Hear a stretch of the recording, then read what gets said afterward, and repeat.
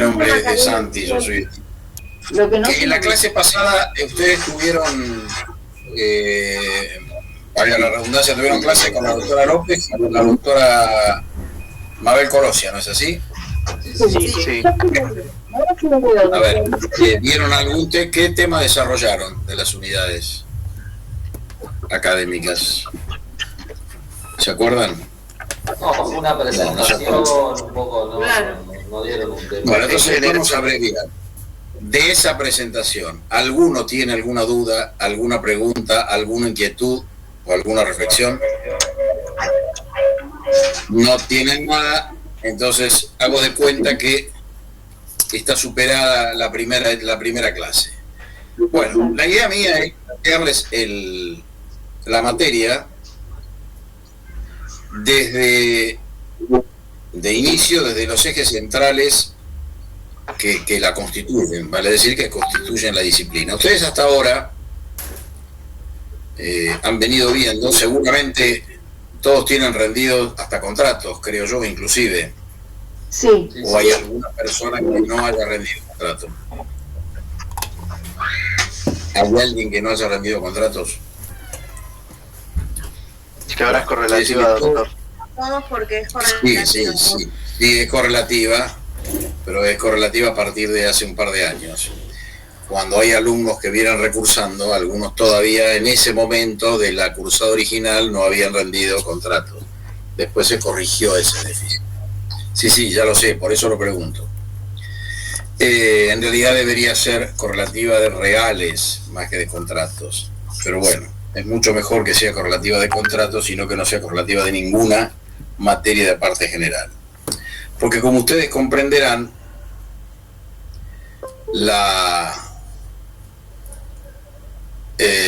impronta de las instituciones del derecho civil, del que nosotros llamamos derecho común, impregna al derecho en general. Con esto quiero decir que las instituciones del derecho civil, muchas de las que están incluso regladas en el Código Civil y Comercial de la Nación y antes en el viejo Código de Bresafiel, tienen valor de principio general, con lo cual se aplican con la ley, sin la ley y en algunos casos contra la ley. Ya veremos en qué casos esto sucede. Pero bueno, lo cierto del caso es que para consensuar una manera didáctica o práctica de individualizar nuestra disciplina, siempre comenzamos ubicándola en el espacio del derecho público. Ahora, para ubicarla en el espacio del derecho público, para saber de qué se trata, lo primero que debemos hacer es determinar si efectivamente existe un tal derecho público como una rama distinta al derecho civil. Mi pregunta hacia ustedes es, ¿ustedes qué piensan? ¿Hay alguien que piense que en realidad las disciplinas que constituyen nuestra ciencia tienen una autonomía que no supera digamos, lo didáctico o a gatas lo metodológico? Quiero decir, ¿hay diferencias esenciales, sustantivas entre el derecho público y el derecho privado? Si las hay, si las hubiera, precisamente el inicio de la materia debería transitar por esas diferencias. En realidad yo les anticipo que en mi opinión esa diferencia entre derecho público y derecho privado es relativa. En realidad el derecho es uno solo, solamente que como el derecho ascribe una idea de justicia, no siempre la respuesta justa es una respuesta digamos igualitaria en términos matemáticos, no podría serlo, simplemente porque las situaciones a las que ascribe el derecho no son siempre iguales. Para resolver un conflicto que se suscita entre un comprador y un vendedor, el contrato, o en su caso el Código Civil y Comercial, no es suficiente. Pero para resolver el conflicto que se suscita entre el poder represivo y un delincuente, el Código Civil ya no nos sirve. Y podríamos traer a consigna un montón de otros ejemplos en donde, pese a realizarse desde la norma jurídica, vale decir, desde la fórmula abstracta, la idea de justicia, porque sin ella no estaríamos en presencia del orden jurídico, sin embargo las respuestas no son equivalentes, son sustancialmente diversas. La respuesta del derecho frente a la situación punitiva es una respuesta protectiva, vale decir, es una respuesta de protección al delincuente, de eso se trata. El derecho protege a aquel que está sometido a la ley penal y por lo tanto al poder represivo. Lo protege precisamente del poder. En el ámbito de lo que nosotros llamamos derecho común, la relación social que subyace allí no es una relación social de poder, no es una relación de subordinación ni de sustitución de autonomía, como sucede en este ejemplo que acabo de darles en materia penal. Es, en cambio, una relación igualitaria en la que las partes se reconocen recíprocamente libres e independientes. Ese recíproco reconocimiento de autonomía genera una respuesta que no es equivalente, que es sustancialmente diversa, a la que se genera cuando la relación social no es una relación de recíproca libertad e independencia, sino una relación de subordinación. Ni que hablar si la relación social fuera una relación, digamos, de violencia o de lucha, que es más comprensiva que la violencia. Naturalmente que la respuesta del derecho sería mínima, pero no obstante, allí estaría. Vale decir, de alguna manera, en la constitución del orden jurídico, en la que, por supuesto, el eje definitorio para que la respuesta sea justa es el respeto a la naturaleza de las cosas, el jurista, precisamente en adecuación a esa exigencia de respeto, debe discriminar lo diferente.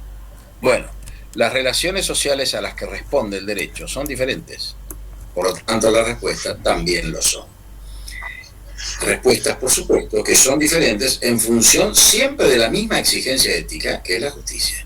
Solo que la justicia protege en una relación de poder, iguala en una relación, o mejor dicho, no iguala, sino que es horizontal y se somete a la voluntad de las partes, o es el resultado, mejor dicho, de la voluntad de las partes en una relación de reconocimiento, y esa misma exigencia de justicia es embrionaria, mínima, pero presente al fin en una relación de lucha. Quiere decir que el punto de partida para estudiar esta disciplina es en realidad la relación social a la que ascribe.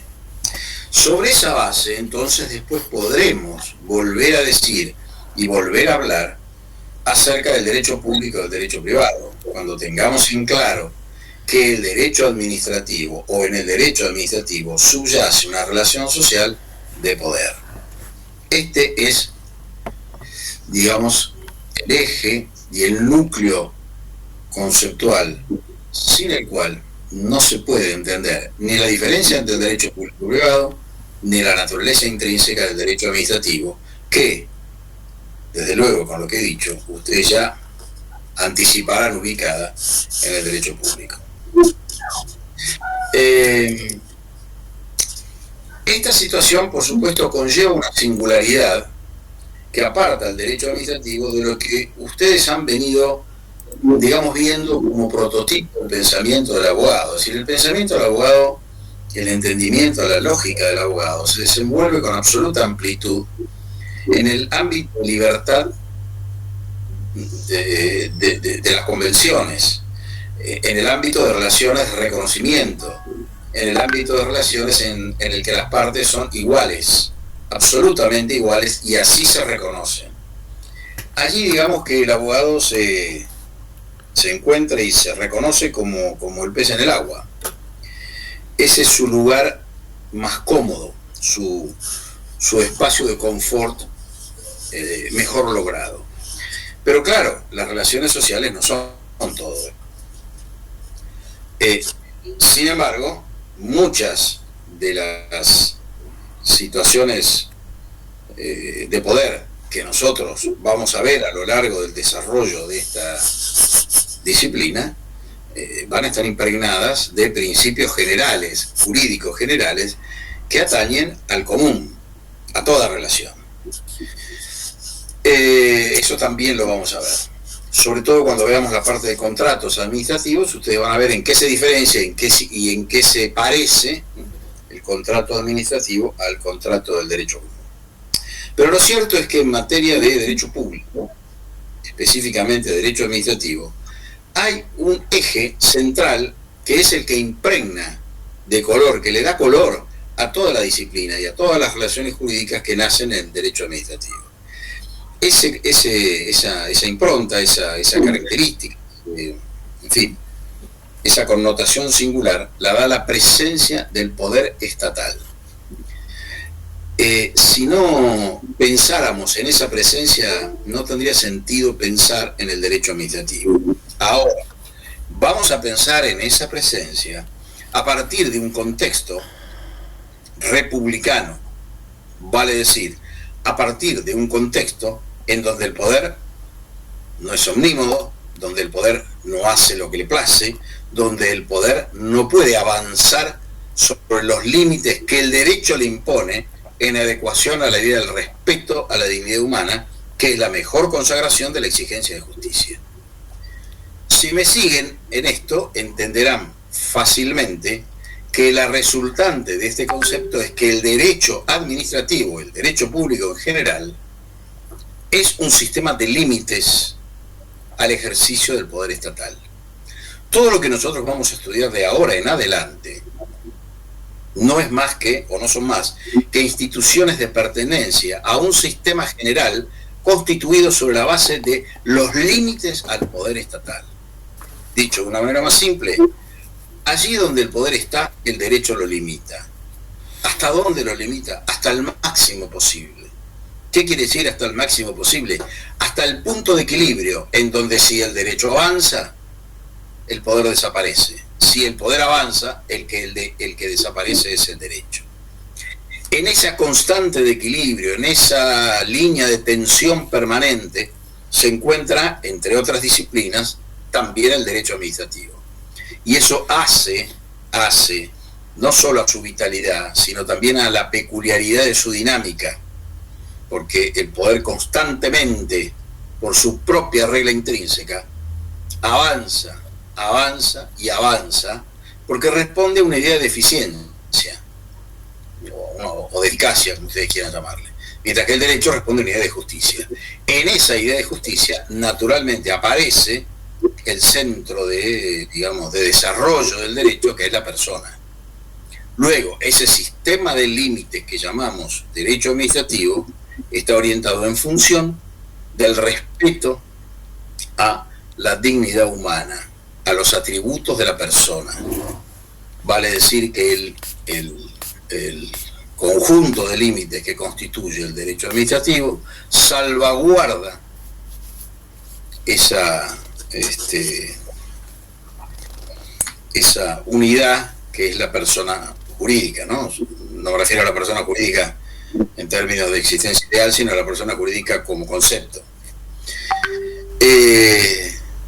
El destino de la norma del derecho administrativo, por lo tanto, siempre es el poder estatal. Siempre es el poder estatal y siempre connota una idea de límite. Vale decir, recapitulando, la relación de... a ver, ¿en dónde estábamos? Estábamos en la relación de poder, ¿no? Y en el punto de equilibrio que en realidad se llama Estado de Derecho. El punto de equilibrio entre el poder y el derecho se llama Estado de Derecho. Después vamos a ver de qué manera se constituyen los límites al ejercicio del poder desde este principio que elaborara Montesquieu allá por el 1200, digamos en la versión vernácula, ¿no? Porque tiene al menos dos acepciones, la francesa y la nuestra. Ya después vamos a ver con la Constitución y con nuestras instituciones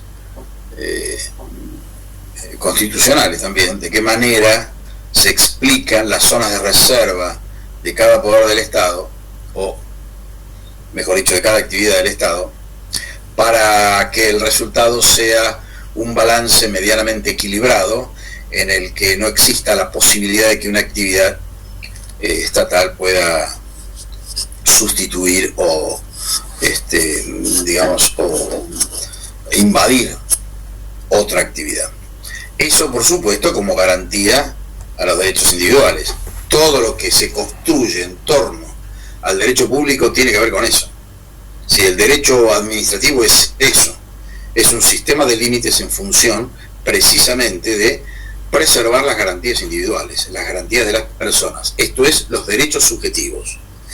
Esos son los valladares, esos son las barreras, esos son los obstáculos que enfrenta el poder y que le vienen desde el derecho. Entonces nosotros vamos a empezar a construir este concepto desde una noción que es la de interés público. Porque, a ver, cabría preguntarse a esta altura, ¿por qué? Si el Estado es poder, si el poder es una relación social tan nociva para las personas, porque si no hay un sistema que la limite, avanza sobre sus individualidades, ¿por qué razón tenemos que tolerar una situación tal? ¿Cuál sería la respuesta, según ustedes? ¿Por qué el Estado está? ¿Por qué es lo que es? Para regular, para regular. Sí, pero eso, digamos, es lo que hace el Estado. Yo digo, ¿por qué? ¿Cuál es la necesidad de su presencia en la sociedad? Porque, a ver, esta pregunta, perdóname, esta pregunta conlleva en realidad una respuesta jurídica, que yo no lo pregunto sociológicamente esto. Sociológicamente ustedes me podrían contestar, mire, el Estado es resultado de la historia. El Estado no es una respuesta tecnocrática, no es en fin, el resultado de la idea de un iluminado que se le ocurrió crear una organización como el Estado. No, es resultado de la historia. El Estado se fue haciendo con la sociedad. Eso fue lo que pasó. Y si uno recorre la historia, pasamos desde las tribus, el sistema feudal, las monarquías absolutas, bueno, y llegamos hasta la república, la monarquía republicana o la república presidencialista, como ustedes quieran llamarlo. Pero lo cierto es que toda esa evolución es la historia de la humanidad. Quiere decir que el Estado es resultado de la historia. Ahora, esa no es la respuesta que yo quiero, ni es la respuesta que cabe a esta pregunta. ¿Por qué toleramos al Estado? Desde el punto de vista jurídico, la respuesta... ¿Cómo? No escuché, perdón. Porque ostenta el monopolio del poder coercitivo. Bueno, está bien, pero esa es una característica. Precisamente si ostenta el monopolio del poder represivo, es una gravísima molestia para las personas. Porque el poder nunca está a favor de la gente. Profesor, la seguridad jurídica. El bien común. Bienestar común. Bueno, a ver, el bien común es una... Perdón, profesor, ¿le puedo responder? Es un concepto demasiado amplio como para ser comprensivo de una disciplina como esta. Excede mucho el bien común, más tiene una connotación, diría yo, religiosa o moral, ¿no? Esto es bastante más modesto lo que yo estoy preguntando. En realidad... ¿La paz social, doctor? ¿La paz social? No. Bueno, no siempre la paz social la garantiza el Estado, no siempre. Porque, a ver, si el Estado fuera el garante de la paz social, cuando el Estado avanza contra las personas, ¿dónde se refugian las personas? ¿Qué harían? Claro, sí. Porque de algún modo la paz social es, en rigor, una consecuencia de un orden justo. Ahora, si el orden justo lo confundimos con el orden del poder, el poder y la justicia serían la misma cosa. Quiere decir que si yo, persona, tengo al poder en contra, tengo la justicia en contra, lo cual es una contradicción. Es evidente que eso no puede ser. sobre todo no puede ser por una esta cuestión de organización. No, bueno, pero a ver. Sí, pero el Estado es eso, es una organización. A ver, mire, vamos a hacer este ejercicio simple y sencillo. Ustedes, es un ejemplo que yo suelo utilizar en la cátedra. Ustedes cuando iban a la facultad y la actividad era presencial, algunos irían en colectivo, tomarían colectivo, se bajaban a la facultad y volvían a su casa en colectivo. Ahora, cuando ustedes suben al colectivo, no suben solos, suben con un montón de otra gente. Cada uno se baja en un lugar diferente. Ninguna de esas personas, salvo por casualidad, el colectivo lo lleva a su casa. Y mucho menos a todas. No lleva a ninguna a su casa. Hace un recorrido, y si el recorrido más o menos se adecua y le sirve a los usuarios, bueno, pues esos son los usuarios de ese servicio. Con lo cual, es evidente que el servicio colectivo representa una respuesta a una necesidad general. Vale decir, representa una respuesta al interés público, no al bien común, porque esta no es una respuesta cargada de acción. No, es una respuesta simplemente derivada de una necesidad existencial de las personas. La sociedad reclama de servicios que le faciliten la vida en comunidad a sus miembros. Por lo tanto, ahí hay una respuesta. Ahora, esa respuesta no es una respuesta que trasunte o que represente la suma de los intereses individuales. Porque si fuera la suma de los intereses individuales, a cada quien, a cada usuario, a cada una de las personas que sube al colectivo con ustedes y a ustedes mismos, los llevaría a su casa. Sin embargo, no los lleva a su casa. Con lo cual, no hay una respuesta que sume los intereses individuales. Sí hay una respuesta, en cambio, que los sintetice, que los sintetiza. Hay una síntesis de los intereses individuales que hace el Estado para dar respuesta a esa necesidad. Con lo cual, si la necesidad existe y las personas no somos capaces de resolverla por nuestra cuenta, bueno, ahí aparece la necesidad social de presencia de una organización como es el Estado, que con poder decide, sintetizando los intereses individuales y poniendo al servicio de los usuarios un transporte, en este caso el colectivo. Podría citarles muchos otros ejemplos que después volveremos a ver en su definición mucho más precisa, como servicios públicos. Porque lo cierto es lo que son. Lo que pasa es que ahora no estamos analizándolo como servicios públicos, sino como un ejemplo de respuesta al interés público.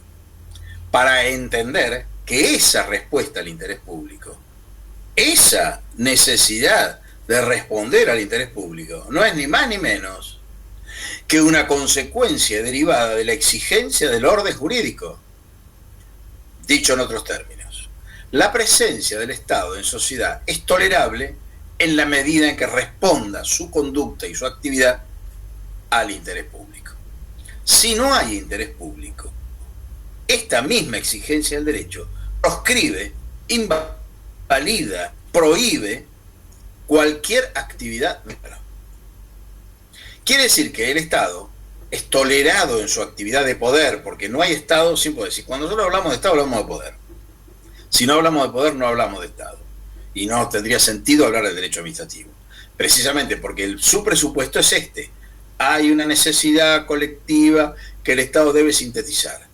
Esa síntesis es reconocida por el derecho como un límite al ejercicio del poder. El poder, visto desde el derecho, solamente puede actuar en la medida, como tal, en la medida que haya una razón de interés público. Si no hay una respuesta de interés público vinculada a la especie, pues entonces no hay actividad estatal que esté tolerada. Y yo digo tolerada, y no quiero utilizar la palabra legitimada, aunque probablemente muchas veces lo hagamos, porque en realidad el derecho nunca legitima el poder. El derecho siempre limita el poder, nunca legitima su conducta, siempre la limita donde la encuentra. Lo que pasa es que ese límite tiene un punto de equilibrio. Ese punto de equilibrio en esta descripción es el interés público. Hasta ahí actúa. Si la conducta estatal rebasa ese límite, pues se convierte en antijurídica o se la calificará como una conducta desviada del poder o excesiva, como quieran llamarla. Esas son las dos variantes de invalidez de la conducta estatal. Pero lo cierto es que cualquiera de las dos es suficientemente explicativa del exceso en que el Estado incurre cuando su conducta no es adecuada al interés público. Por eso, siempre, de aquí en adelante, que ustedes analicen una institución de derecho administrativo y que busquen la adecuación a derecho de una conducta estatal tal o cual, lo primero que tienen que preguntarse es si la respuesta del poder se adecua a esa exigencia de interés público. Si no se adecua, no hay respuesta de poder que ingrese al mundo del derecho. Ya veremos después en qué reglas de comportamiento se traduce esto. Porque cuando yo hablo de comportamiento del Estado, no estoy hablando de un acto volitivo como el que acontece con las personas físicas. Las personas físicas tienen intención, tienen discernimiento y tienen libertad. El Estado no tiene nada de eso. El que tiene intención, discernimiento y libertad es el funcionario. Pero lo que a nosotros nos interesa es el órgano institución, es el Estado como tal, y no el funcionario. El funcionario hace tangible la competencia del Estado. Pero la norma es la que le dice al Estado hasta dónde puede actuar y desde dónde ya no puede hacerlo.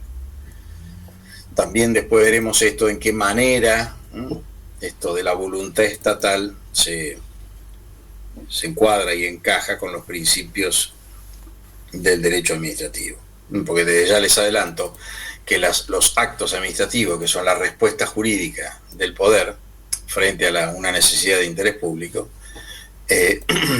no son como los actos del derecho común, a pesar de que su estructura sea parecida y a pesar de que tenga la misma relevancia en el derecho público el acto administrativo que en el derecho privado el acto jurídico. Sin embargo, allá en el mundo del derecho común hay voluntad y discernimiento, intención y libertad, y acá no la hay. Acá la voluntad del funcionario público en términos de validez de la decisión administrativa es relativa. Tan relativa que solo se juzga en la medida en que la decisión ha sido ilegítima.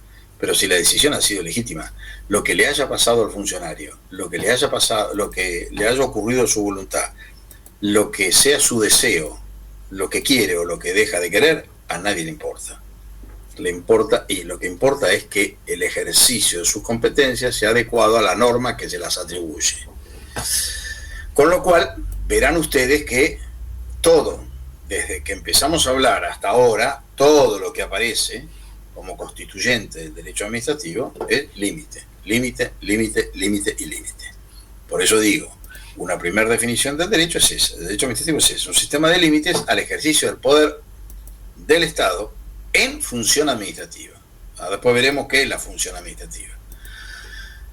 Pero antes de ingresar a ese, digamos, a ese segundo espacio de límites constitutivos del derecho administrativo, que es el Estado de Derecho, debe quedar en claro que la exigencia de que el Estado actúe dando respuesta al interés público es ineludible, no se puede evitar. Fuera del interés público, el Estado no puede actuar. De allí que uno pueda, a esta altura, desalojar esas teorías de la doble personalidad del Estado, que el Estado en algunos casos actúa como las personas. Todo eso a la luz de este concepto, de esta unidad conceptual, no tiene sentido. Porque aquí, si no hay interés público, no hay nada. No es el interés de los funcionarios de turno, no es el interés de los órganos persona, es el interés público, el leitmotiv y el que genera una actividad estatal tolerable, por lo tanto, legítima. Acá cuando hablamos de legitimidad hablamos de tolerancia, más que de legitimación. Pero bueno, sabiendo de qué se trata, se puede hablar de legitimación. Luego, la primera caracterización que luce en este sistema de límites es esta. El interés público es una exigencia que le va desde el derecho al poder. Ahora bien, yo les he dicho que como sistema de límites, el derecho administrativo avanza todo lo que puede para limitar al poder. No obstante lo cual, al reconocer en su presencia social la necesaria respuesta al interés público, no deja de reconocer su condición de poder. La primera media hora de clase no le di pelota porque estaba haciendo trabajo práctico de seminario. A ver si hay alguien ahí que tiene un micrófono abierto que no debería. Janina Belén. Ya está. Solucionamos el problema. Yo pregunto, ¿me siguen hasta acá? Sí, profesor. Sí, profesor. Sí, perfecto. Todo en claro, no hay dudas, no hay preguntas. Si hay preguntas, me paran y me preguntan, ¿eh? Muy claro, doctor. Muy claro. Sí, muy claro.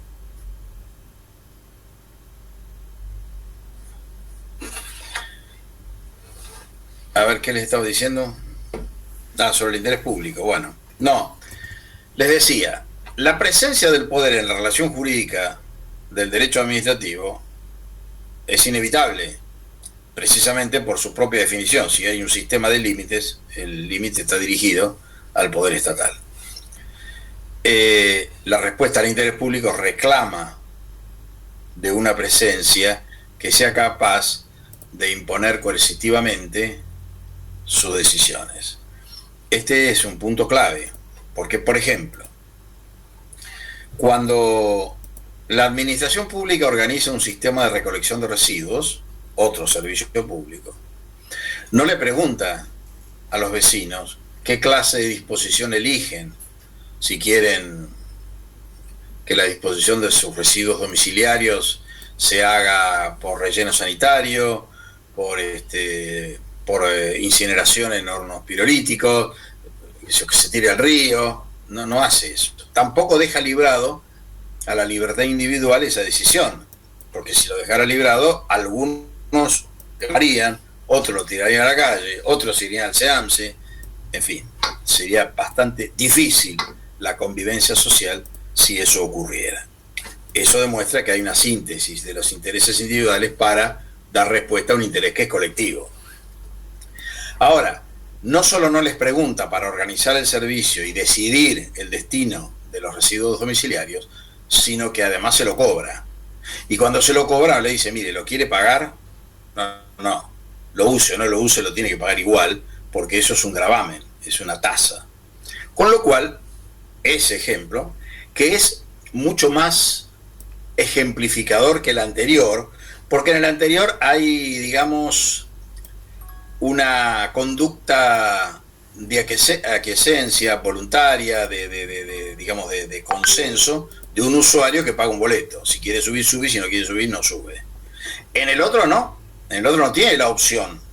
Ahí el precio de lo que paga en la respuesta al interés público, el precio de lo que tiene que obrar para la respuesta adecuada al interés público, para ser incorporado, es una respuesta coactiva, porque el servicio público está obligado a usarlo, en el otro no. En este segundo caso se ve con mucha mayor nitidez cómo el Estado sigue actuando con poder en la medida en que haya un interés público. Ahora, ese poder, naturalmente, lo es con los límites que el derecho le impone. El primero es el interés público, pero hay muchos otros. Por ejemplo, que la tasa no sea confiscatoria, que no sea desproporcionada, que no sea irrazonable, que el servicio se preste efectivamente con frecuencia y regularidad. Todas esas son condiciones que imponen derecho al ejercicio del poder del Estado en función administrativa, porque de eso se trata cuando presta estos servicios públicos. Con esto lo que yo quiero significar, y que ustedes entiendan, es que el poder del Estado está en la relación jurídica de derecho administrativo, limitado, pero está. A punto tal que esa presencia, digamos, que connota una relación jurídica desigual, porque todas las relaciones jurídicas que nacen del derecho administrativo son relaciones jurídicas que tienen esa nota de desigualdad que está dada por la presencia en ella, en la relación jurídica, de una parte que tiene poder sobre la otra. Como ustedes ven, en estos ejemplos se nota con nitidez que hay una relación de subordinación, que hay una relación de sustitución de autonomía, que hay un comportamiento que le es impuesto a los particulares. Ahora, ¿cómo? ¿De cualquier manera? No. Bajo las formas y las exigencias del derecho, que empieza a abrir todas las ventanitas de límites que supone ese acto de tolerancia del poder sobre las decisiones particulares. Si que un particular no pueda decir no quiero el servicio de recolección de residuos, ¿qué implica? Que está sometido a cierto ejercicio de poder estatal. Ahora, que ese particular pueda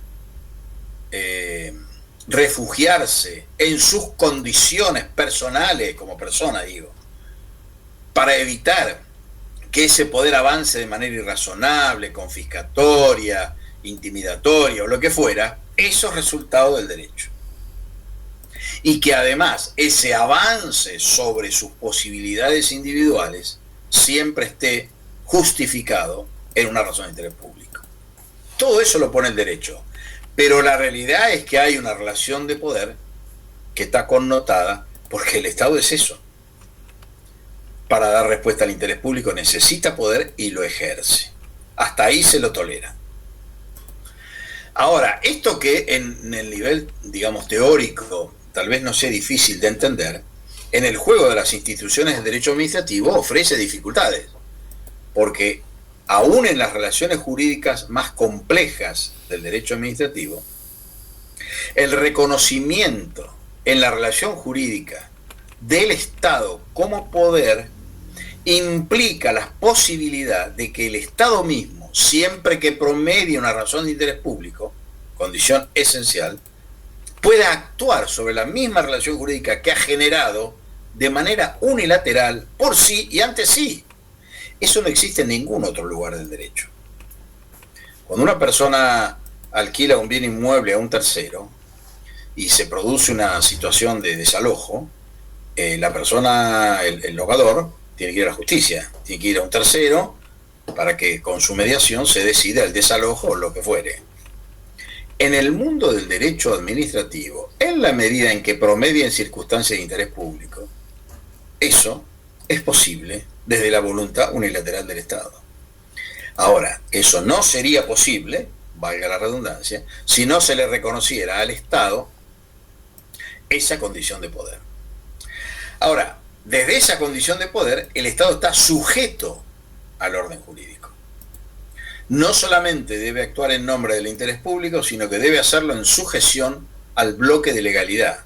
¿Qué es el bloque de legalidad? Es el conjunto de normas jurídicas, legales, reglamentarias, constitucionales y principios generales del derecho que constituyen este sistema de límites que llamamos derecho administrativo. El Estado está absolutamente condicionado en su ejercicio al bloque de legalidad. No puede apartarse. El primer deber del Estado es cumplir con la ley. Aunque eso muchas veces en la práctica no se ve, la primera exigencia que le viene del derecho es cumpla con la ley. Usted pone la ley, usted es el primero obligado a ponerla. ¿Por qué? Porque la ley es inviolable.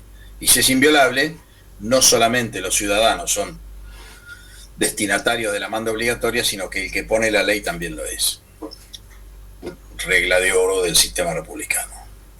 Bueno, el bloque de legalidad es también un condicionante fundamental del ejercicio del poder del Estado. Pero lo cierto es que hay poder. Existe el poder, porque si no, esto del interés público y todo lo que vengo diciendo no tendría sentido. ¿Para qué estaríamos hablando del derecho administrativo? Si estamos hablando es porque hay un poder que se reconoce con presencia reinante en una sociedad solo para dar respuesta al interés público. Y en esa respuesta al interés público, además, con todas las connotaciones restrictivas que tienen sus posibilidades que le vienen impuestas desde el derecho. A eso se lo llama derecho administrativo. ¿Tan claro esto? ¿Me escuchan, no? Sí, perfecto. Clarísimo, clarísimo. Bueno, a ver, si podemos avanzar en el diseño del derecho, ¿alguno tiene un programa ahí a mano de la materia? Yo no lo tengo acá. ¿Alguien que pueda tener la bolilla, de la primera bolilla a mano ahí? Yo lo tengo. A ver, si alguno me lee los 3 primeros puntos de la unidad 1. Yo tengo evolución histórica. Sí. Lee, perdona, me interrumpí, perdona, lee. Bueno, evolución histórica, el derecho administrativo y caracteres del derecho administrativo. ¿Qué más? ¿Qué más dice la unidad? Derecho público y derecho privado, ámbito de aplicación del derecho administrativo, objeto del derecho administrativo, relaciones del derecho administrativo con otras ramas del derecho y de las ciencias sociales, codificación del derecho administrativo. Son todos esos. Bueno, ahí termina, eso, doctor. Bueno, de todo eso no vamos a hablar porque prácticamente ya hablamos. Hablar de la codificación del derecho administrativo es más o menos como hablar del fútbol sin pelota. No tiene importancia. Lo que sí tiene importancia es esto que hemos visto y esta diferencia. No, yo más que nada quería saber si en esa unidad había alguna referencia a las funciones estatales, no sé si está en esa unidad o en la siguiente, porque en rigor de lo que se trata ahora es, a partir de que ustedes tengan en claro que el derecho administrativo se construye a partir de una relación de poder y que la presencia del poder del Estado, aún bajo el sistema de límites que se llama derecho administrativo, no desaparece, y que es el ejercicio de esas prerrogativas de poder la plataforma de constitución del derecho administrativo, deberíamos ahora sí analizar qué cosa es la función administrativa, porque en esa está radicada la respuesta al interés público y en esa respuesta se construye y se edifica el derecho administrativo. Ahora, antes de eso yo quiero decirles que las posibilidades que tiene el Estado de intervenir en sus propias relaciones jurídicas generan una característica del derecho administrativo que está receptada jurídicamente y que es consecuencia directa del reconocimiento del poder estatal aún limitado. Esa característica sobre la cual se construyen todas, sin excepción, las instituciones del derecho administrativo, nosotros la connotamos bajo la denominación de régimen exorbitante. El derecho es la única disciplina que reconoce prerrogativas de poder que en otro lugar del derecho serían ilícitas directamente. Por esto que acabo de explicarles, de que el régimen exorbitante le permite a la administración pública intervenir en sus propias relaciones jurídicas bilaterales. Es decir, no es menor esto. Eso no significa que cuando el Estado ejerce sus prerrogativas de poder no tenga consecuencias. Sí, hay consecuencias, no es que todo es gratis.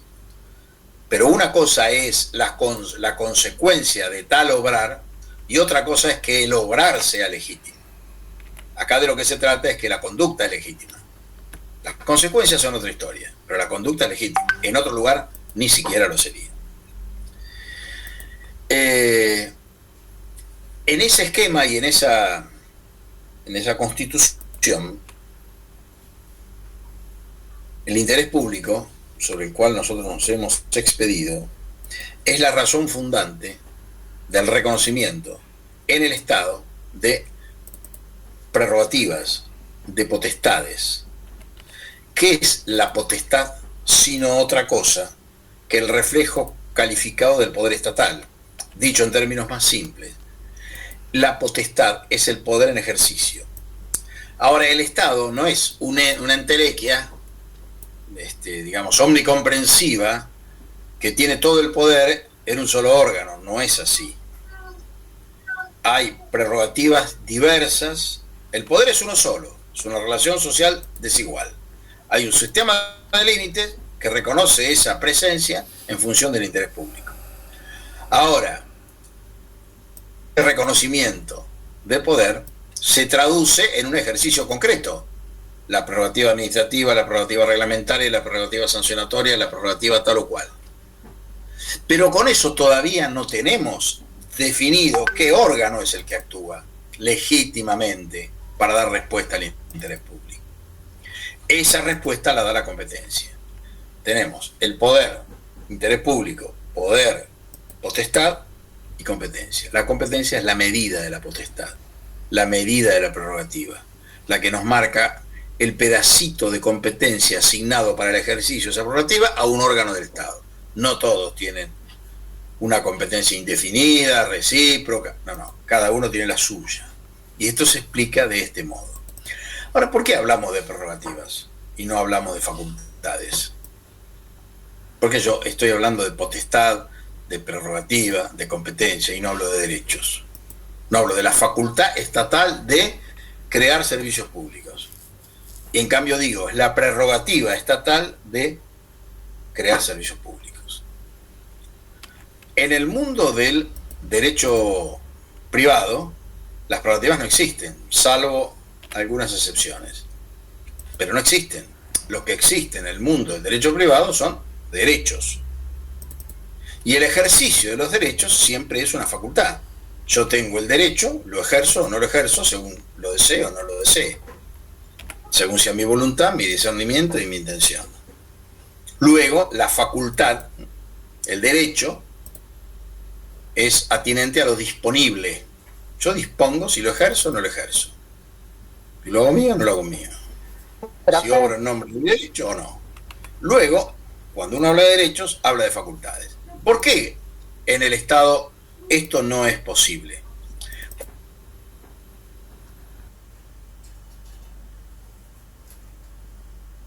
El servicio público cuando el interés público lo determina. Doctor, perdón. Doctor, se cortó. Profe, no se le escuchó nada. Hola, hola. Hola, ahora sí. No somos muchos, somos 102. No son muchos, son un montón. ¿Ahora me escuchan?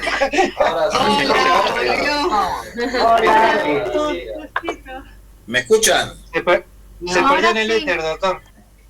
A ver, Lo escuchamos hasta que habló de las prerrogativas y de las facultades. Sí, claro. Escucharon todo. ¿Ahora me escuchan? Hasta ahí.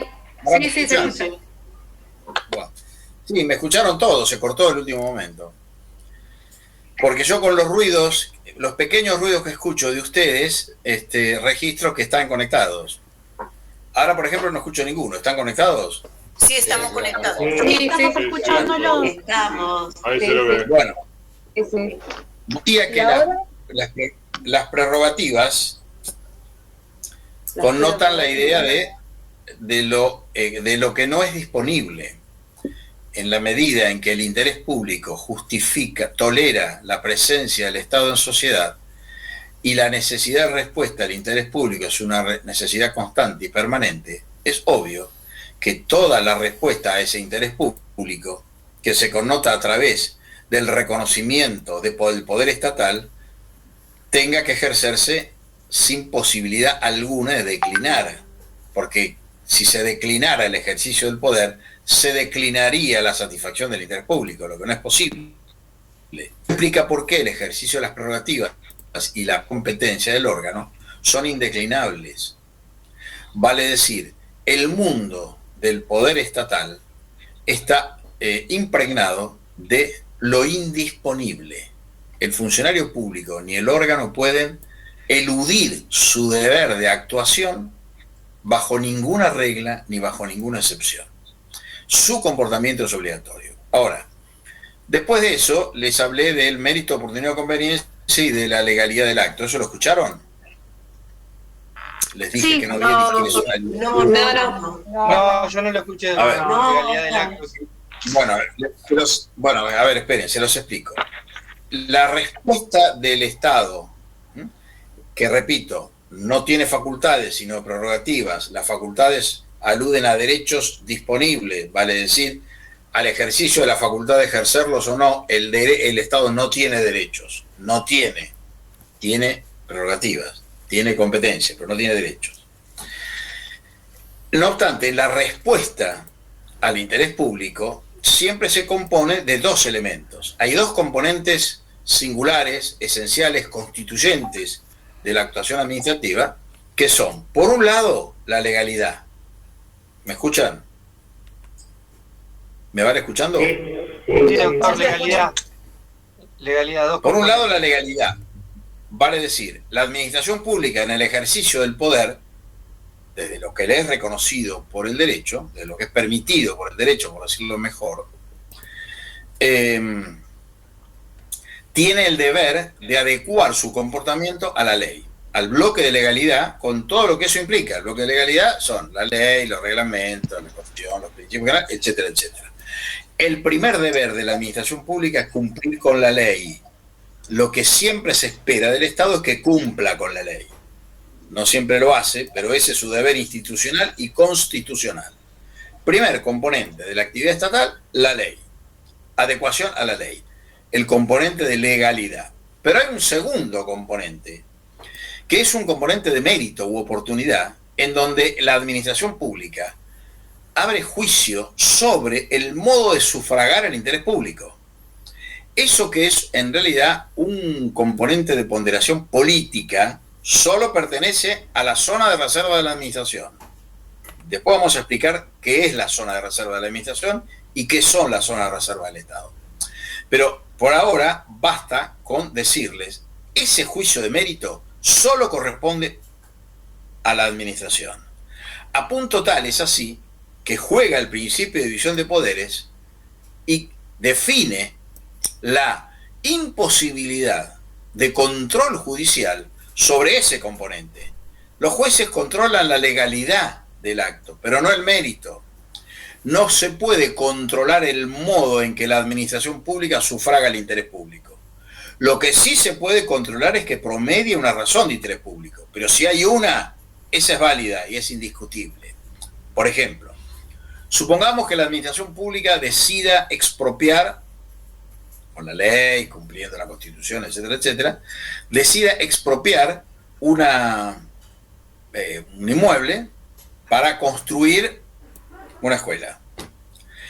Esa finalidad, ese destino, lo que revela no es otra cosa que una ponderación política, un mérito político de cómo invertir los recursos del Estado. En este caso, expropiando un bien para hacer una escuela. Uno podría decir, no, pero mire, una escuela, ¿para qué va a hacer una escuela? Si hay un montón de escuelas. Mejor, ¿por qué no hace una plaza? ¿O por qué no construye un hospital, que acá no hay ningún hospital? ¿Eso sería posible? No sería posible, no sería susceptible de cuestionamiento, de impugnación, ni de intervención de ningún otro poder del Estado, en la medida en que forma parte de las atribuciones que tiene la administración pública para decidir cómo sufraga el interés público. Lo que el derecho le exige es que haya una razón de interés público, pero lo que no llega a esa exigencia, no alcanza hasta el modo de sufragarlo, hasta el modo de responderlo. Hay interés público en la escuela, como lo hay en el hospital, en la plaza, en la calle, en lo que fuere. Cualquiera de esos son un interés público. Distinto sería si la expropiación fuera para comprar una casa al presidente. Eso ya no sería de interés público y por lo tanto sería nulo. Pero mientras haya una razón de interés público, la ponderación que se haga de su sufragio es reservado a la administración pública.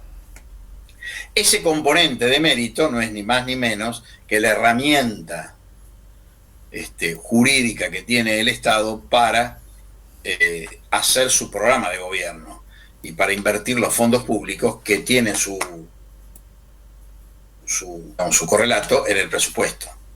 El presupuesto es en realidad el programa político de los órganos institucionales de un Estado cualquiera y por cierto, la definición de cómo se invierten esos recursos no es una cuestión susceptible de ponderación, de impugnación, de validez, de legalidad, ¿no? Digamos, de reproche de legalidad.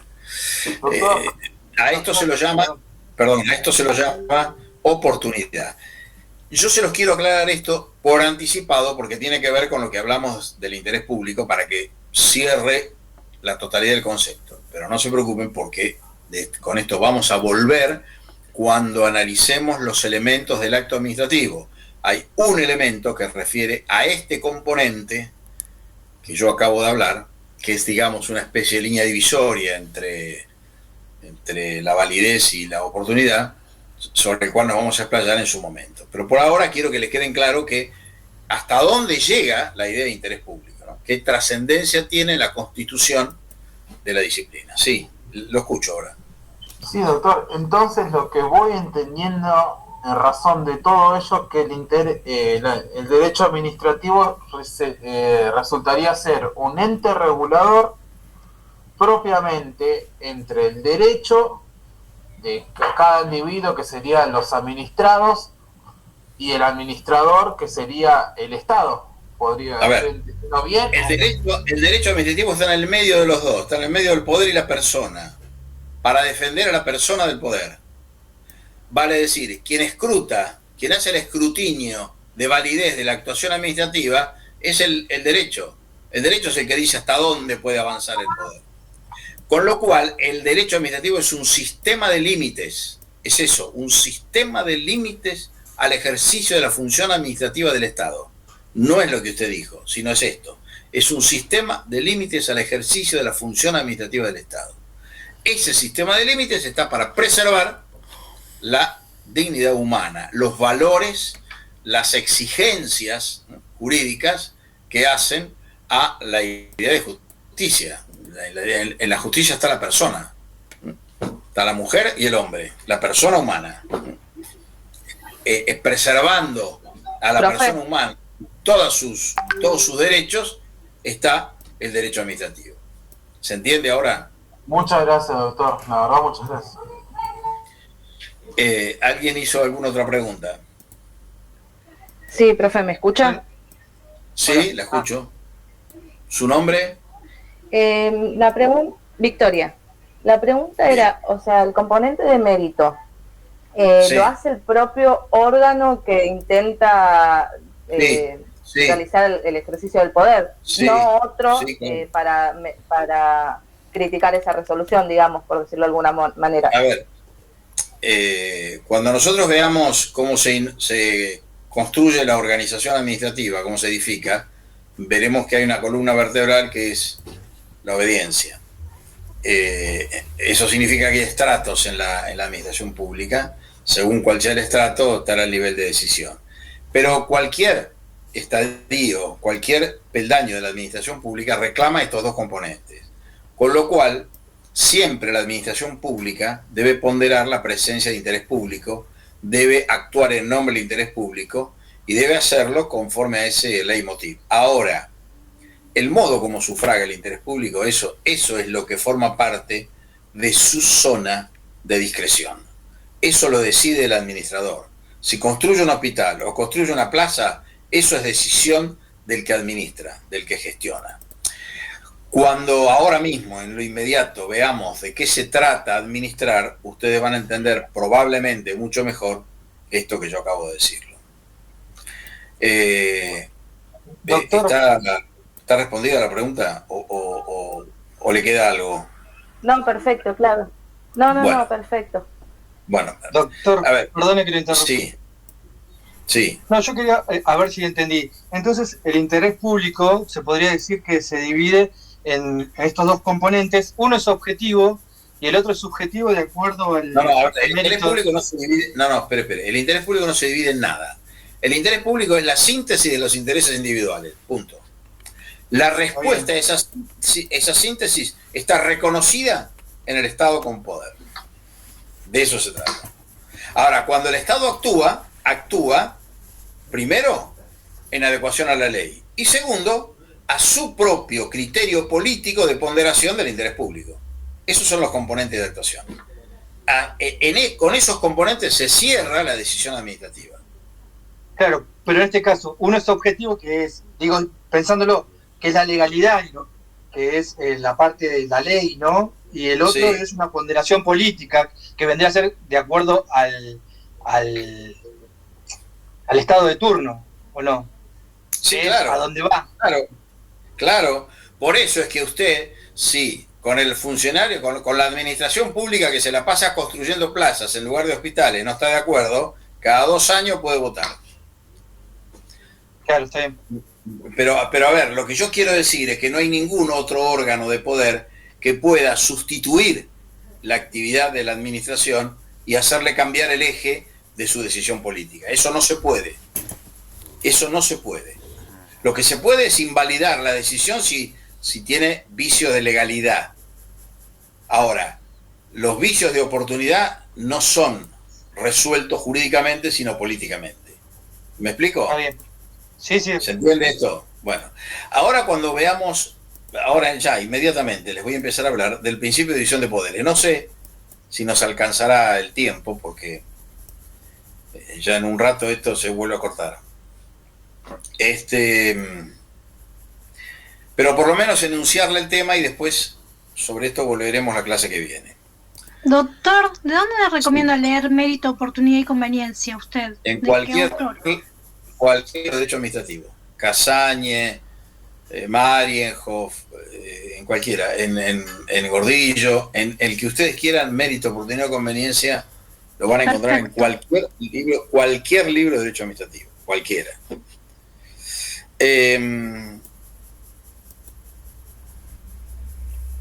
Les decía esto, así como el derecho administrativo, o mejor dicho, el derecho, el interés público, la respuesta al interés público es el punto de equilibrio, o mejor dicho, de tolerancia de la presencia del Estado en sociedad, con poder, por supuesto, porque si no hay poder no hay Estado, y esa exigencia le viene del derecho, es decir, cumplir con el interés público es una exigencia jurídica.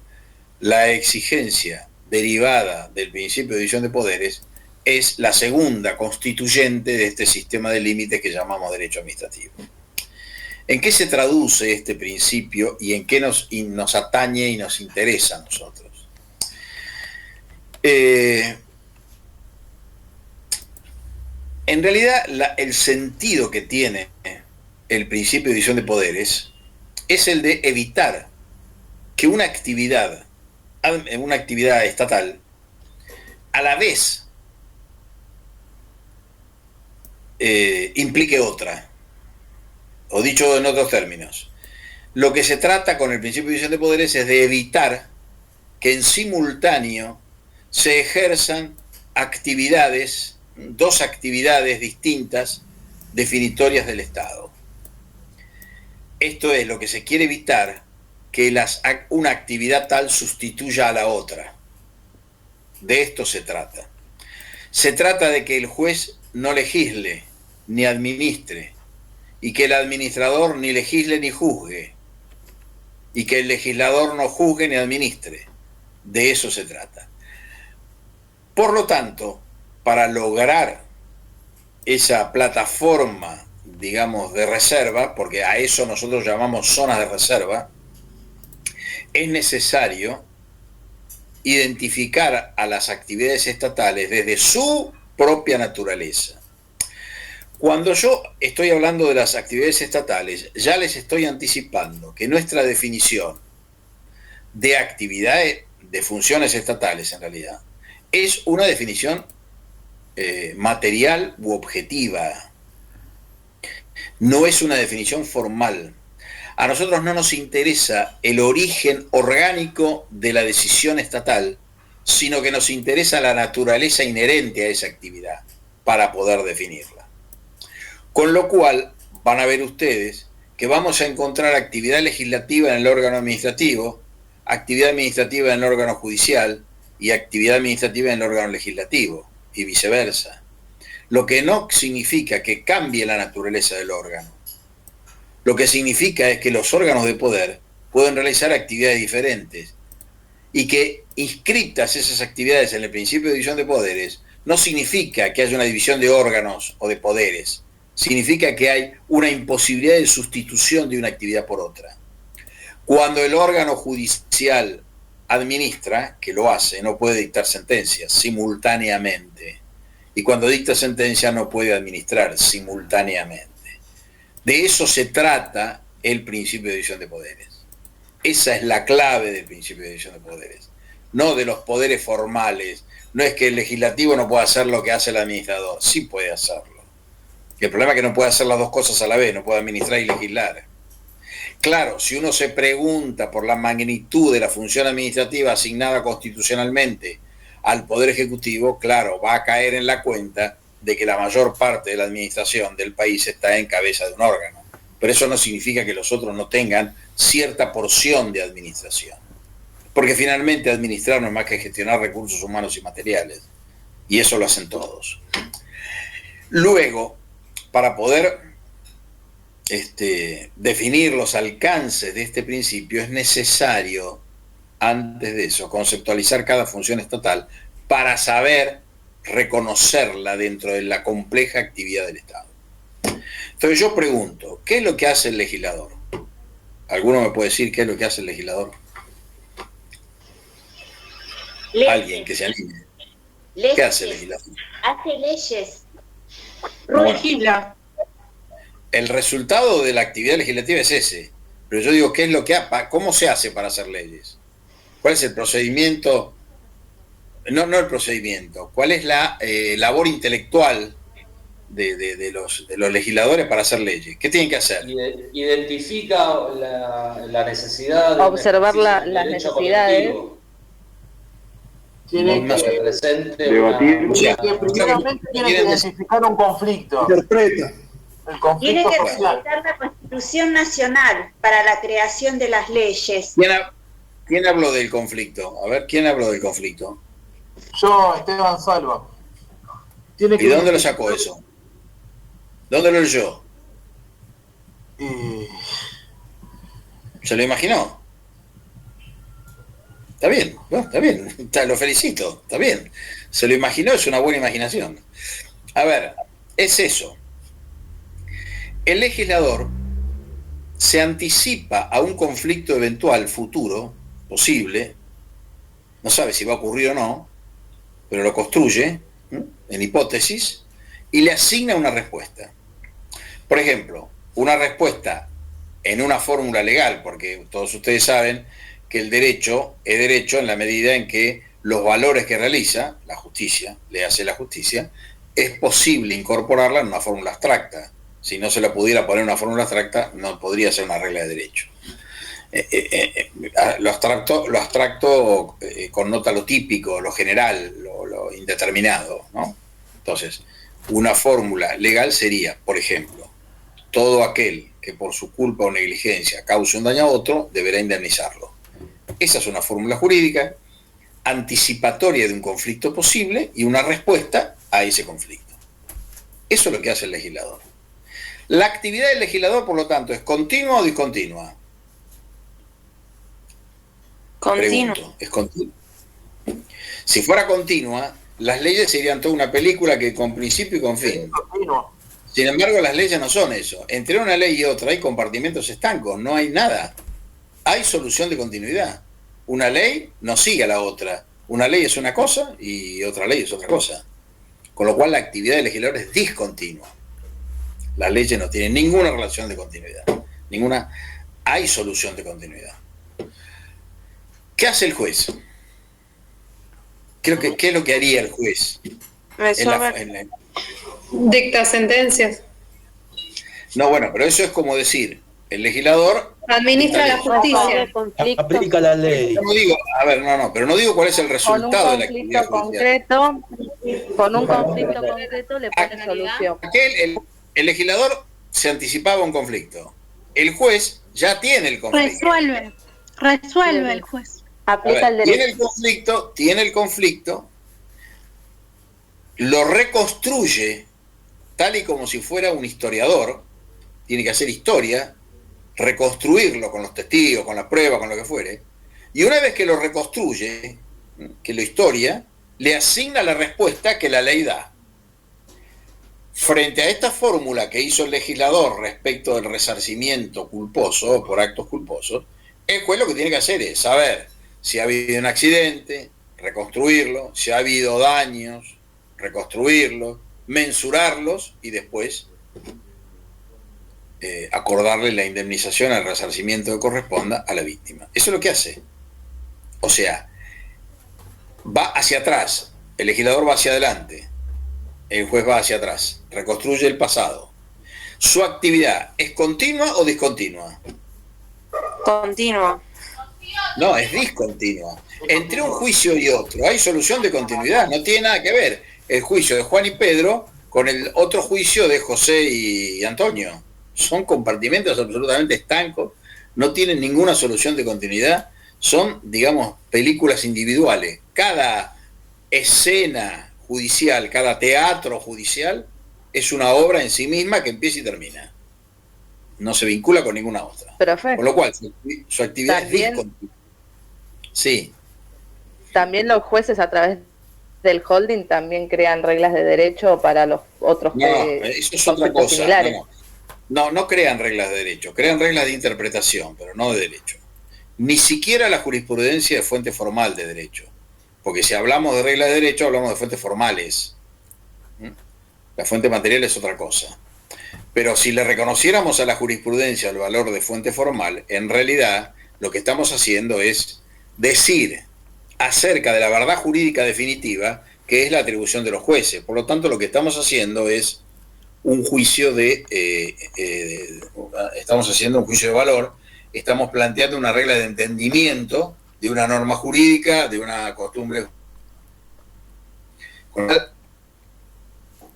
Y ahora sí.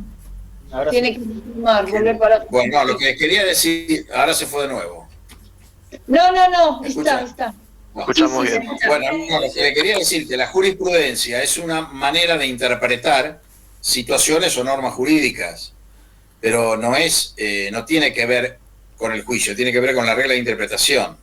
Y además tiene el componente negativo de que la jurisprudencia, como regla obligatoria de entendimiento, conspira contra la libertad de conciencia y de convicción de los jueces. Si hay algo que caracteriza a los jueces es que no están obligados a nada más que su conciencia. ¿Se entiende esto? ¿Me escucharon? Sí. Doctor.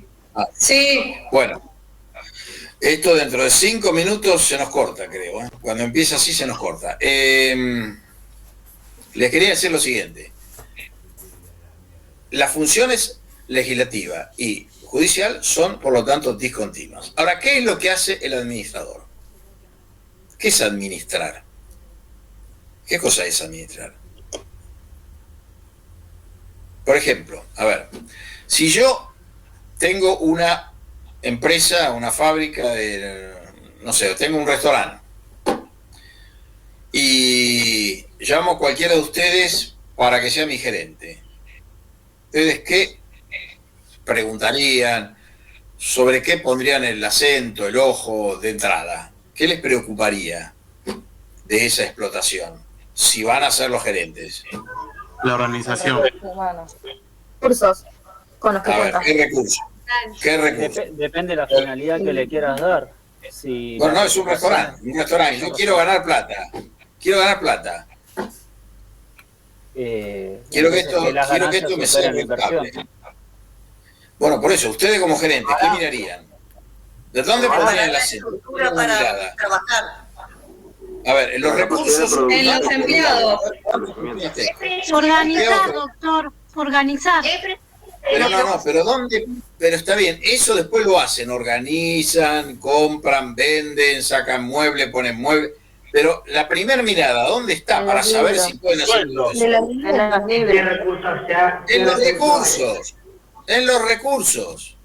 La gestión es eso, es administrar recursos humanos y materiales. De eso se trata.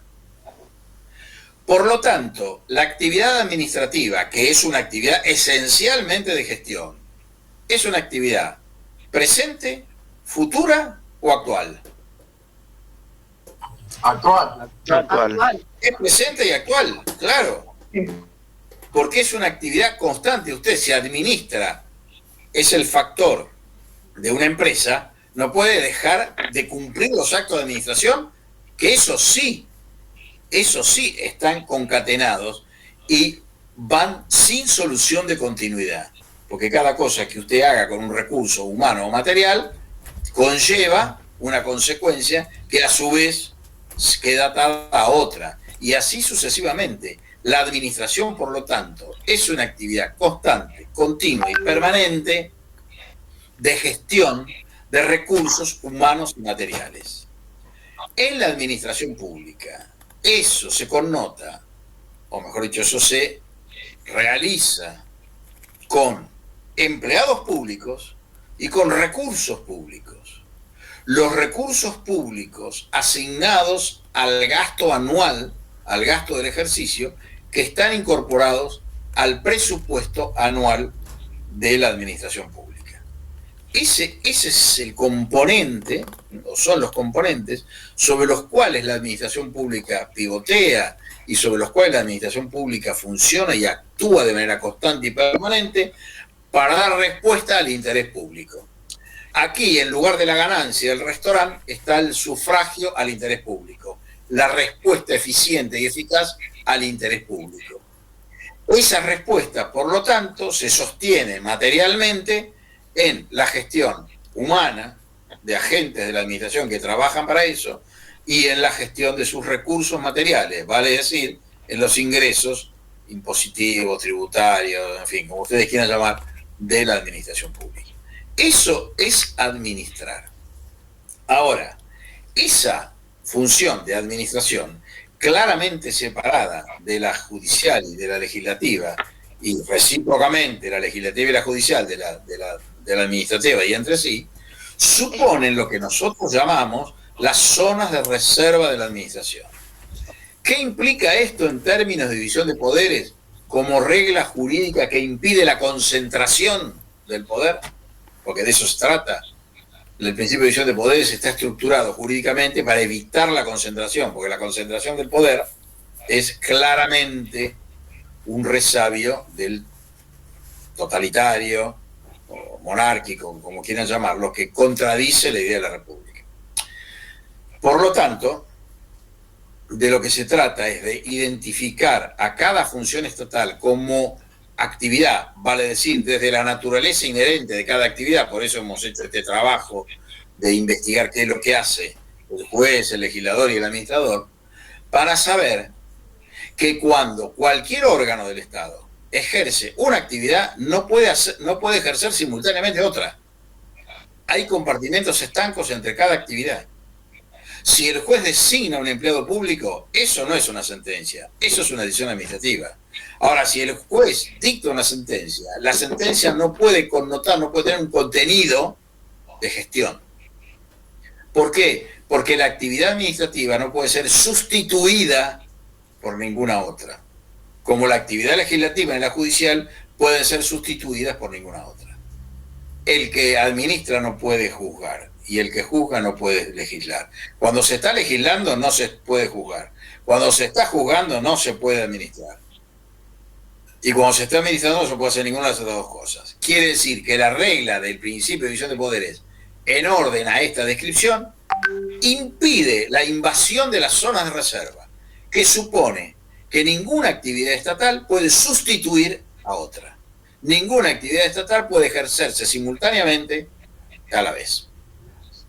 Eso es el principio de división de poderes. Sobre esa base se construye la República y el Estado de Derecho, que no es otra cosa que un punto de equilibrio, de acuerdo a lo que venimos diciendo, entre el poder y el derecho. Precisamente cuando el derecho avanza, el poder retrocede. Cuando el poder avanza, el que pierde es el derecho. Y cuando retrocede el derecho, lo que retroceden son las personas, son sus derechos subjetivos, son sus garantías individuales. De allí que mantener incólume el sistema de límites que llamamos derecho administrativo es fundamental para garantizar las libertades ciudadanas Y estas reglas de interés público, división de poderes, tal y como las hemos formulado, son reglas jurídicas que tributan a ese destino de cuidado y de preservación. Bueno, ¿alguna pregunta, chicos? No, doctor. No, doctor. Excelente clase. Muchas gracias por su Muy claro. Muy claro. Excelente. Muchas gracias por la clase, fue muy claro. Bueno, me alegro mucho. Entendí, por mi parte, ahora para mí entendí mucho. Muy Me interesante. alegro mucho porque es muy difícil dar clase, a mí se me hace muy difícil dar clase delante de una pantalla. Es un enorme esfuerzo, pero bueno, lo hago porque valoro el esfuerzo de ustedes, porque valoro el propio, porque me he dedicado toda la vida a esto y espero seguir dedicándome unos años más. Muchas gracias. Muchas gracias. Súper interesante. Gracias. Nos vemos el jueves. Muchas gracias, doctor. Buenas noches. Gracias a ustedes y hasta el jueves. Nos vemos el jueves. Hasta el jueves. Buenas noches. Chao, gracias. Buenas noches. Chao. Buenas noches. Buenas noches.